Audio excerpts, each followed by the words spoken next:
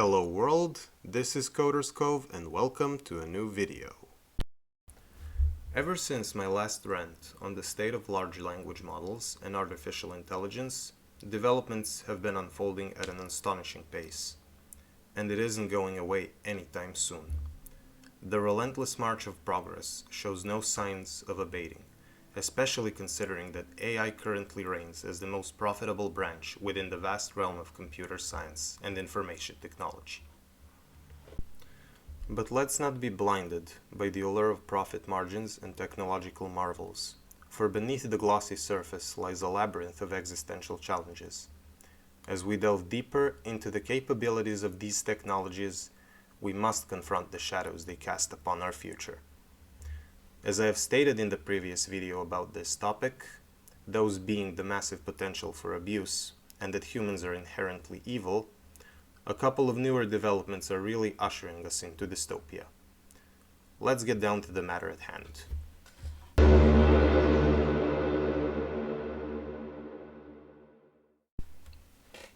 A few years ago, there was this one boy, who is only identified as Christopher, who was in Russia attending a Moscow Chess Open.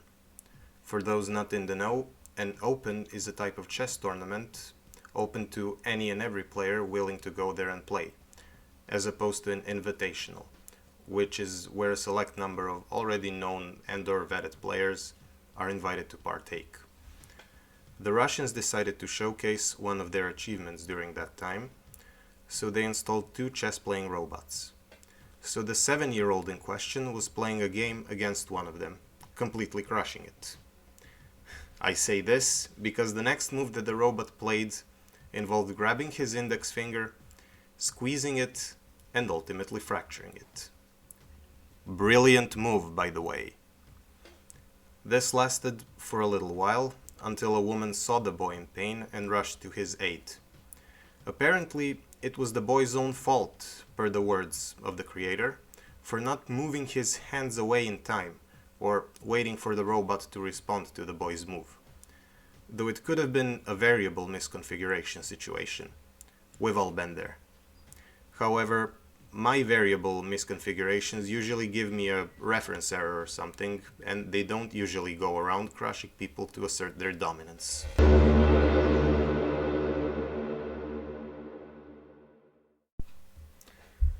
But that all happened like 2 years ago, in 2022. For this second story, let's go back in time a little bit further. More specifically, 2017. When the FAIR division of ex-Facebook, which stands for Facebook's Artificial Intelligence Research, decided to conduct an experiment by letting two AIs talk to each other without any human intervention. The bots' names were Alice and Bob, and these are some of the lines they came up with. Needless to say, it freaked the developers out and they shut it down immediately. Otherwise, we would have more than just a few lines of dialogue. At first glance, it might appear as gibberish or typos, but researchers identified it as a form of shorthand. Allegedly, Facebook was trying to develop bots capable of negotiating as their primary purpose, without any other limitations. Like, the English language. As Alice and Bob drifted away from modern formal English, they developed their own so-called efficient communication style.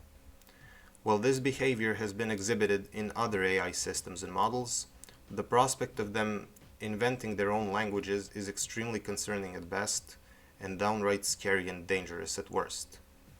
Thankfully, Facebook killed the project in development, so we're safe for now. Or from them, at least.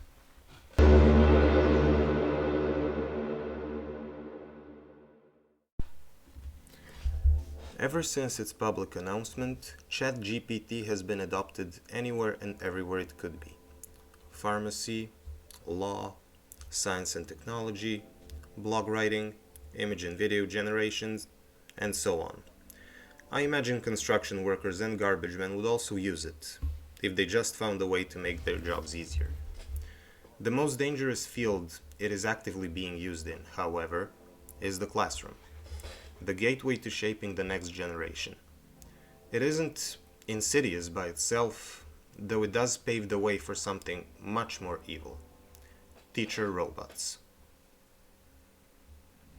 This is Iris. It's India's first ever AI teacher bot, not in charge of teaching other bots, but humans instead. She, or it rather, is capable of teaching subjects from nursery to class 12, which I would guess is the fourth year of high school. It communicates fluently in English, Hindi, and the local language Malayalam.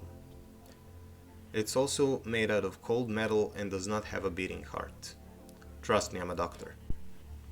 Given the fact that the primary purpose of teachers isn't teaching the subject at hand, but shaping the children as they grow up, the inclusion of a robot among staff is going to cause some serious mental and psychological problems to most or all of its students.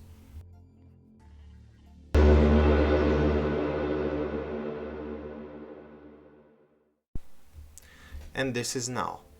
Now is a programmable personal teaching assistant that helps teachers bring lessons to life. It makes learning more engaging and concrete for students, I guess. Remember that while AI and robots can enhance education, critical thinking and human guidance remain essential for a well-rounded learning experience. And given the modern state of the world, that might as well be gone for good.